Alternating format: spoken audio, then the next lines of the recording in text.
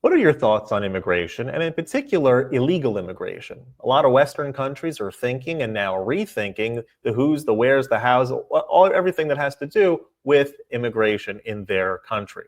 Check out this clip from Douglas Murray, who goes through his thoughts and his perspectives on how the immigration system should work. But before we do, hit that subscribe button over there in the corner. You're not going to want to miss this. Check this out. I don't want them to live here. I don't want them here. They came under false pretenses. Many of them came illegally and continue to come illegally, and we don't want them here. And I'm perfectly willing to say that because it needs to be said. If I hated Australia, hated the Australian people, hated Australian history, hated the Australian way of life, broke into the country illegally and spent my time trying to undermine Australia, why should I be in Australia? Why? What would I have brought the country? What benefit? What moral benefit? What financial benefit? What social benefit? The answer is, you'd have brought no benefit.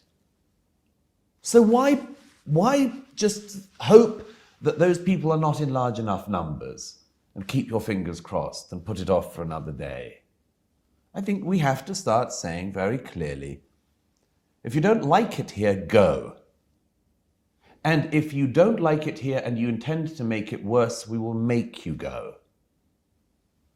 We stripped citizenship from ISIS members of ISIS who, even if they had British citizenship, we stripped their passports.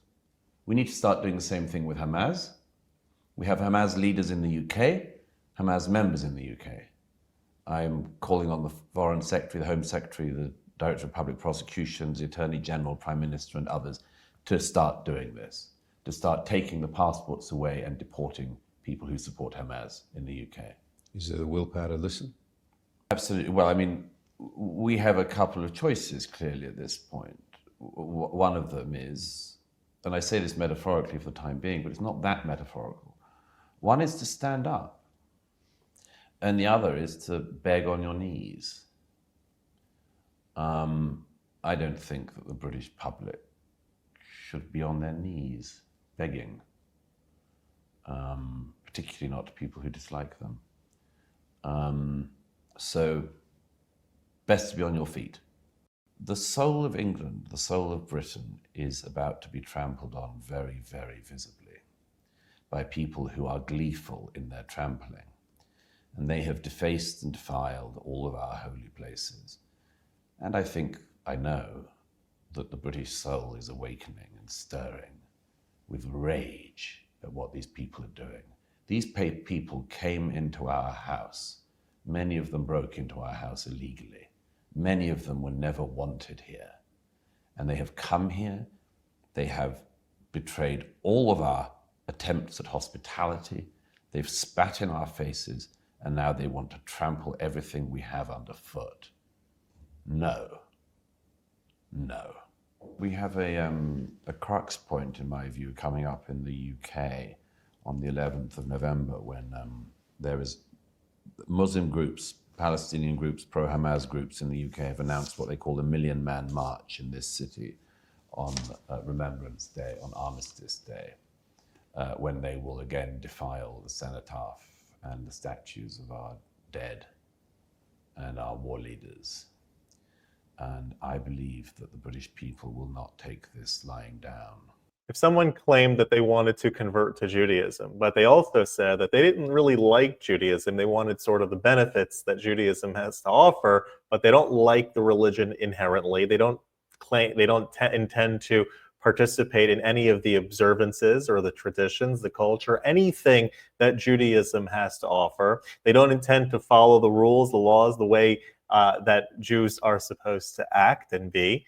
Why would anyone convert this person to Judaism, right? You're just trying to reap the benefits without putting in and assuming the worldview that Judaism espouses.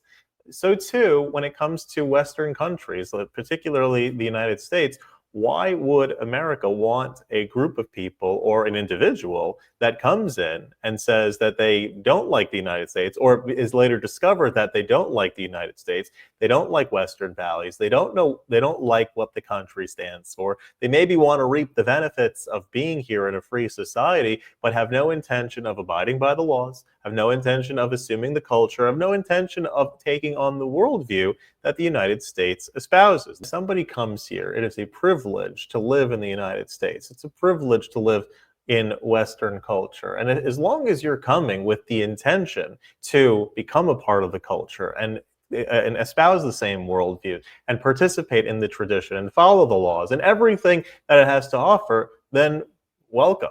But if you have no intention from the get-go, or if it's discovered that that you never had intention from the get-go, why should you be allowed to stay in the United States? Just some thoughts. Love to hear your comments below. If you like this content overall, hit that subscribe button over there in the corner. We'd love to stay in touch. Take care.